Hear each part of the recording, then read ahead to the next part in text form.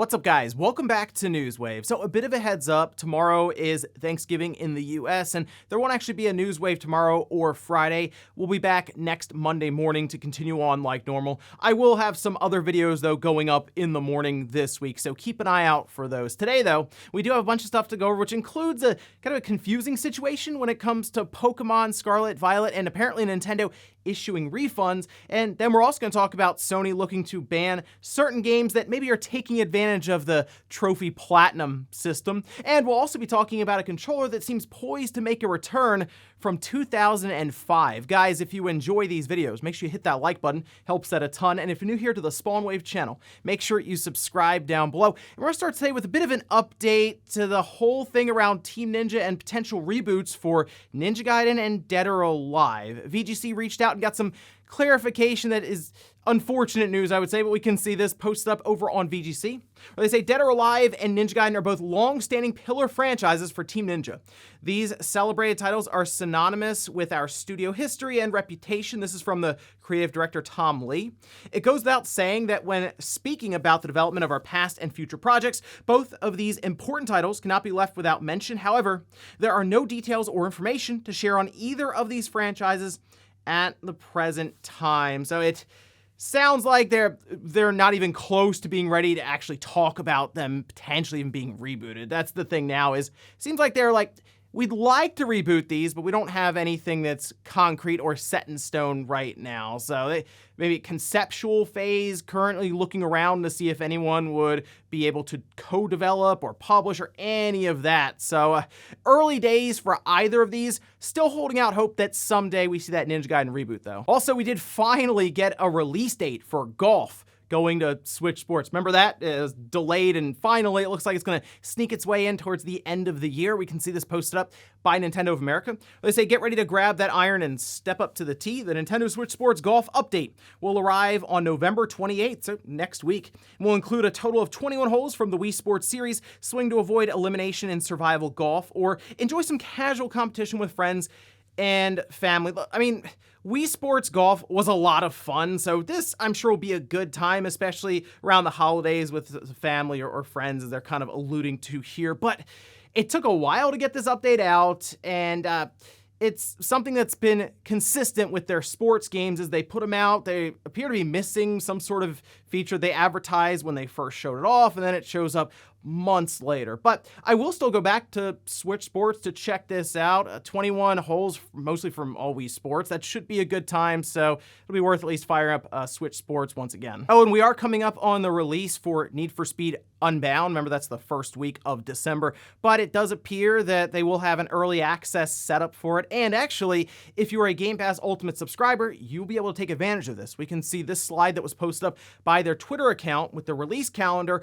Early access launch November 29th. Now, the reason I mentioned Game Pass, specifically if you're Ultimate Game Pass member, you should be able to take advantage of that standard edition 10-hour trial with EA Play, because EA Play is tied into your Game Pass subscription. I've done this before, actually with Need for Speed Heat, if I'm not mistaken, and I also did it for Battlefield 2042. It worked fine there. So yeah, we should be able to check out Need for Speed Unbound next week on the 29th, whether you're picking it up early and you're doing the pre-order stuff, or you're just a Game Pass Ultimate subscriber. And guys, with some of the quick news out of the way, let's get into the bigger stuff. Let's start right away with Pokemon Scarlet and Violet. We actually did have a bit of an update on the Metacritic score. It moved down another point. You can see Scarlet's currently sitting at a 76 with a 2.9 user score. I mean, review bombing, not necessarily new, but there are, of course, a lot of people who are frustrated with the overall performance and the technical state of these games. So much so that apparently people are reaching out to Nintendo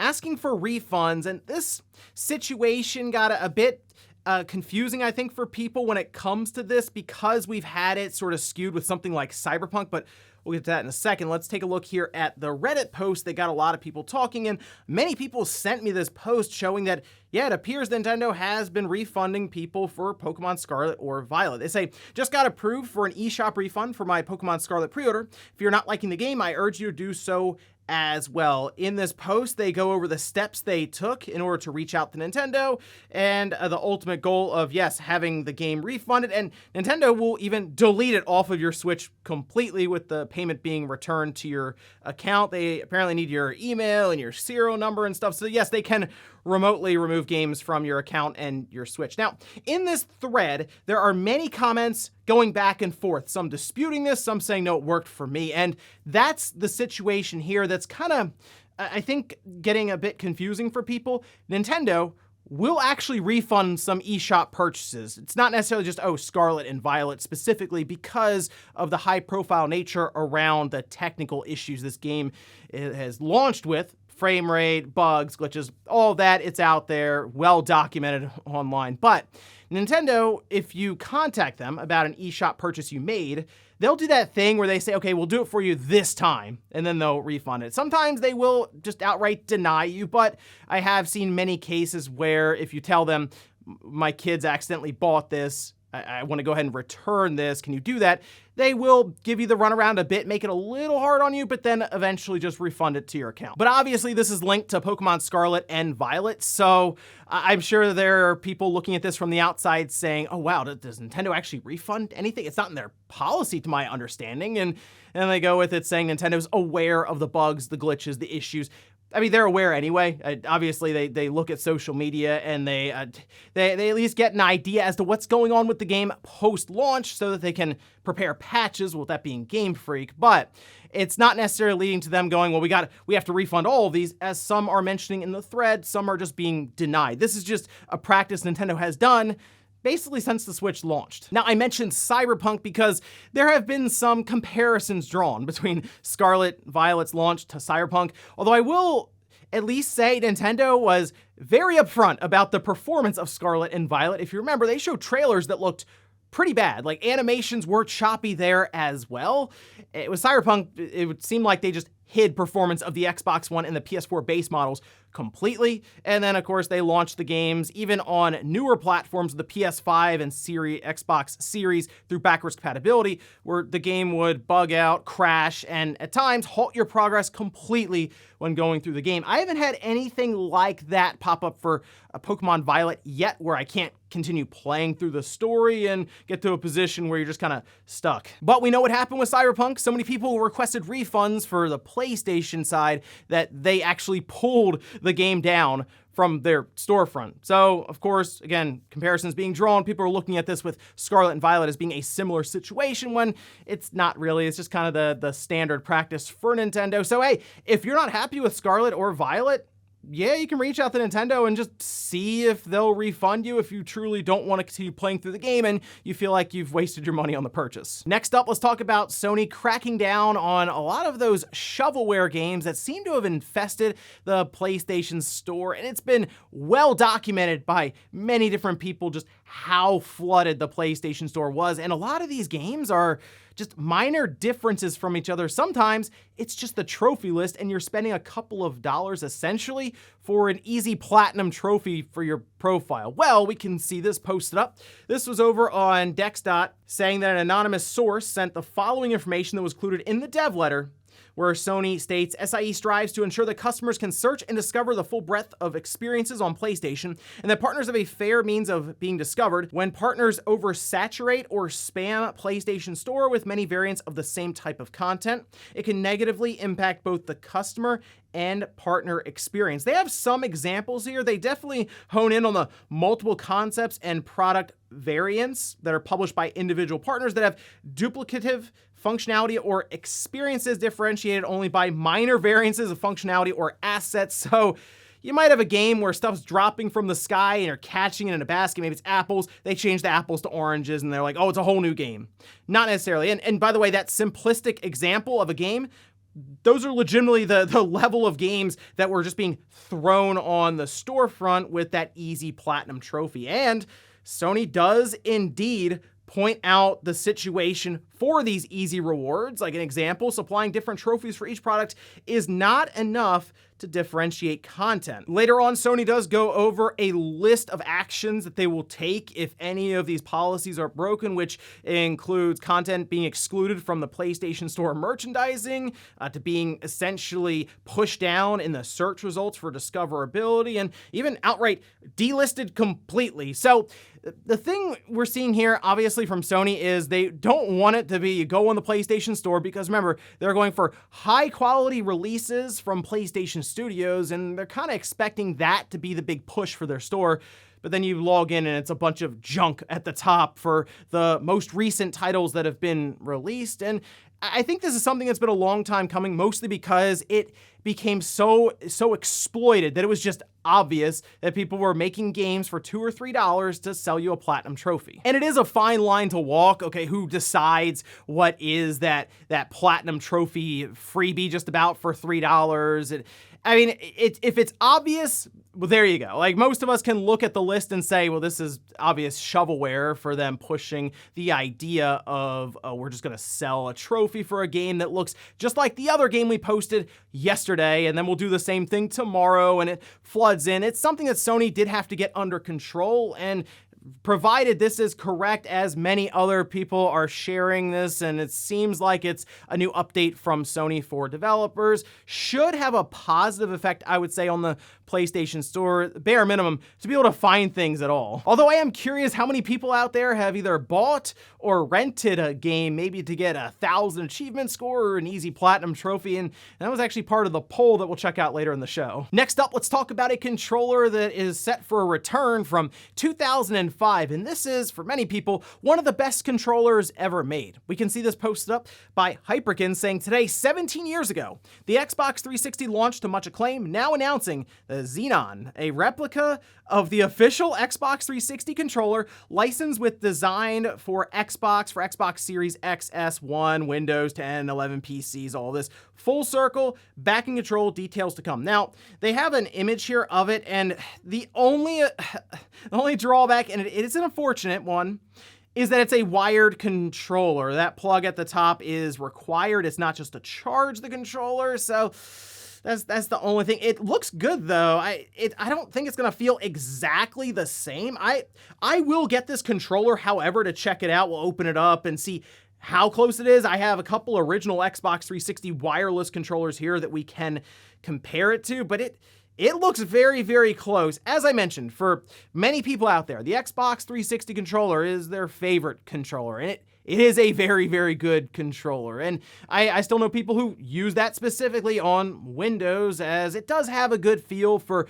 first-person shooters, really first and foremost. And the only issue I had with that back in the day was the D-pad. It never felt great. It was kind of mushy, but when it came to playing either like racing games or shooters like Halo or Call of Duty, it was definitely the go-to. And I guess this was the next step in their product line, as they did that Duke controller that had that screen in the middle, which, sure, it was unnecessary, but it was awesome. So I didn't really mind it there. And that was actually pretty good. It felt very, very close to that original large hamburger Duke controller. So I'm interested in this one.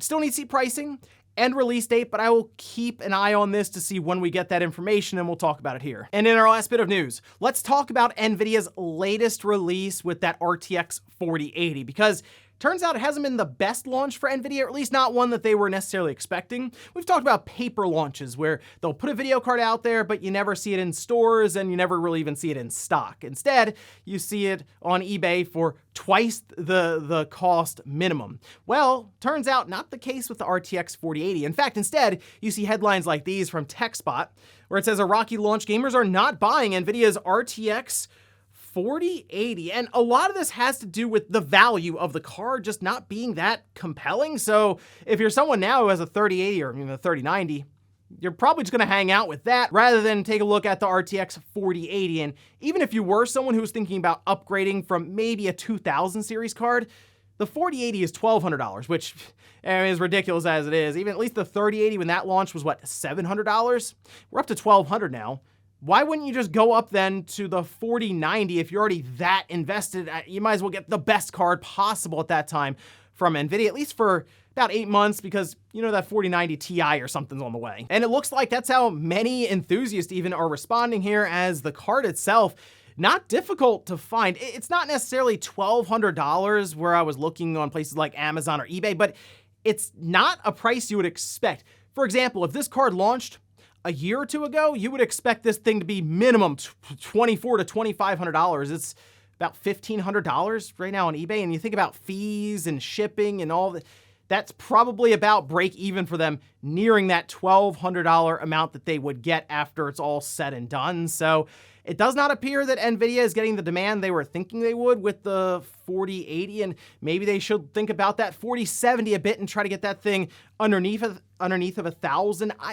I still believe an $800 card would at least be more compelling than what we're seeing now with a 4080. Even if the performance was a bit lower, we are getting to that point of diminishing returns. I know enthusiasts on PC want the 4K at 144 hertz and all of this, and we're talking about 8K now, which I don't really know a lot of people who are jumping up and down about 8K currently, but hey, these cards, especially the 4090, can do it. And now we see AMD showing up with cards that people are looking at, maybe even looking away from Nvidia a bit because their price points are a bit more compelling at this time. Still need some more information about that with benchmarks from independent sources and stuff, but currently not necessarily what Nvidia was hoping to see with the 4080 launching. It's about a week on the market and still pretty easy to find. And before we go to the comment of the day, we're taking a look at the poll that I posted up yesterday, where I asked, have you ever purchased or rented a game because the achievements or trophies were easy to get?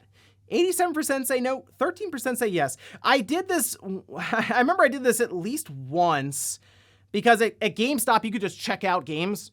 Like you write down on a paper, okay, I'm taking this game home for the night. I definitely took home Avatar: The Last Airbender, which was, you get 1,000 points, no problem with that. It takes maybe a couple of minutes. It was just, I believe, a combo you had to do, and in the first level, you could pin an enemy like in a small area and just keep hitting them over and over again, and you get that combo, no problem, and then basically you were done, you 1,000 achievement score point that game, and you're off and moving. You do the same thing with older sports titles as well, but after that, I really hadn't done much with achievements or trophies, and the only time I really look for a platinum trophy is if I'm just about there anyway, like with Ratchet and Clank or even Astro's Playroom. I had already been maybe 1 or 2 trophies off, and I figured, well, these are pretty easy anyway. Might as well just go ahead and 100% the thing there. But yeah, that seemed like something that was actually pretty talked about back then, and I guess people do make decisions on which game they're going to get, like for a different platform. Do I want to get the achievement score? Do I want to get the trophies? But otherwise, I don't necessarily think it's something that people are looking to throw 60 or 70 bucks around for an easy platinum. But I don't know, maybe $3 for some of these games. I mean, someone was buying them. And we'll finish up with the comment of the day, as you're seeing here. This is from Noon saying the performance issues in Pokemon just don't seem to matter to the majority of people playing the game. It's like how Cyberpunk 2077 was literally broken on consoles when it released, but still sold millions in a short time frame. Yeah, that sold, what, 13.7 million? Pretty quickly for Cyberpunk 2077, and Pokemon's going to probably do much more than that even over time. I still believe Scarlet and Violet could eclipse Sword and Shield and get even close to Red and Blue and Yellow. That was at 31 million, because as you mentioned, mainstream, the audience, and that's what accounts for the overwhelming majority of sales for things like Pokemon, don't necessarily care or don't even know before they buy it, and when they buy it, they're like, I'm still having fun. Yeah, it doesn't run the best, or hey, maybe they don't even notice, but they're at least enjoying the game. And that's kind of I think the struggle that people who are really plugged in have. It's like, hey, even though the game, it's not up to my standards, it's still selling well, and it does technically support their overall release schedule. Now, can Game Freak keep that up with things continuing to expand and expectations continue to raise? Well, we saw with that current cycle, what effect that had on their game quality here to move to open world. You move to the next Switch in 3 years or so from now.